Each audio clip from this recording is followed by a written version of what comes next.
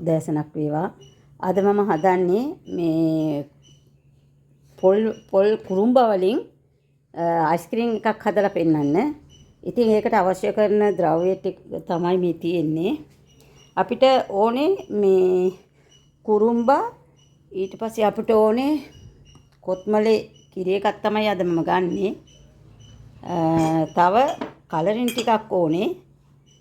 මම මේ හදාගත්ත කලරින් ටිකක් තියෙනවා. මේ ජෙලි කෑලි ටිකක් තියෙනවා.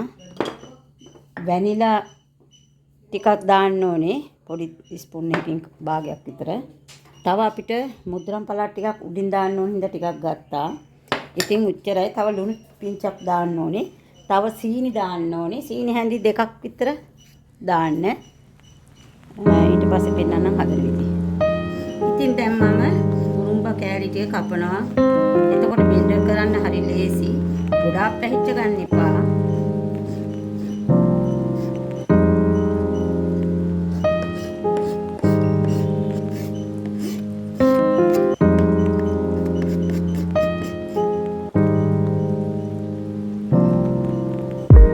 දැන් ඉතින් අපේ මහත්තයාට කියලා තමයි මම මේ කුරුම්බා ටික ගලවගන්නේ.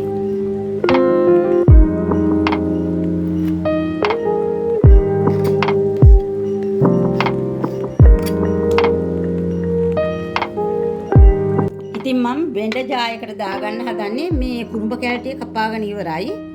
මම ඉතින් දැන් දාගන්නවා.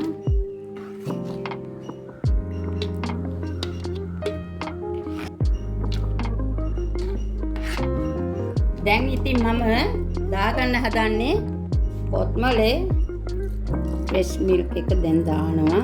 වැඩිපුර ටිකක් දාගන්න. පොල් ටික මේ කුරුම්බ ටික ඇඹරෙන්න එපා. ඉතින් මේකට දාගන්න ඕනේ මේ කලරින් ටිකක්.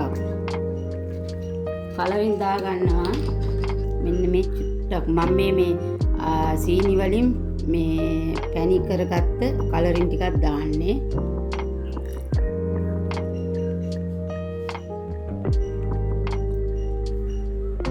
මෙන්න මේ වගේ සීනි හැඳි දෙකක් දානවා. වැඩිපුර දාගන්න නැහැ.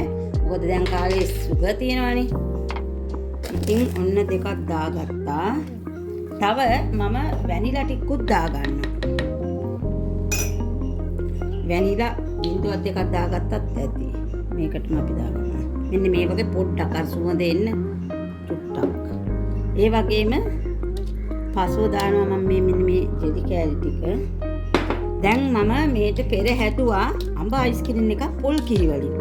ඒකත් බලන්න හදලා තියෙන විදිය හරිම රසයි. ඉතින් ඔක්කොම දරුවෝට කාලා ඉවර වුණා. අද ඒකයි මම මේකත් හදන්නේ ඔයාලට. මේ බන්න ලස්සන රෝස පාටක් වුණා. ටිකක් කලරින් දැම්මා.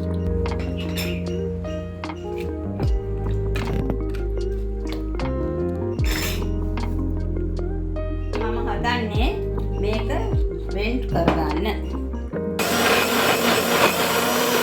දැන් ඉතින් ඔන්න මම බෙන්ඩර් ජායකින් වක් කරගන්නවා මේ තැටියට.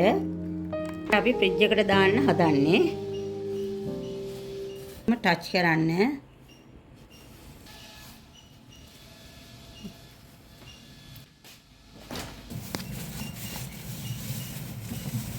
දැන් මේ ෆ්‍රීසර් එකෙන් ගත්තා.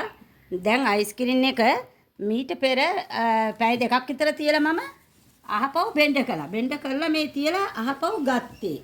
ඉතින් ඔයාලත් ඒ විදිහට කරන්න. මීට පෙර මම අඹ අයිස්ක්‍රීම් එකකුත් හදා තියෙනවා පොල් කිරි වලින්. හරිම ගුණදායකයි. ඒ වගේ මේකත් ඒ වගේ අද හැදුවේ කුරුම්බා වලින්.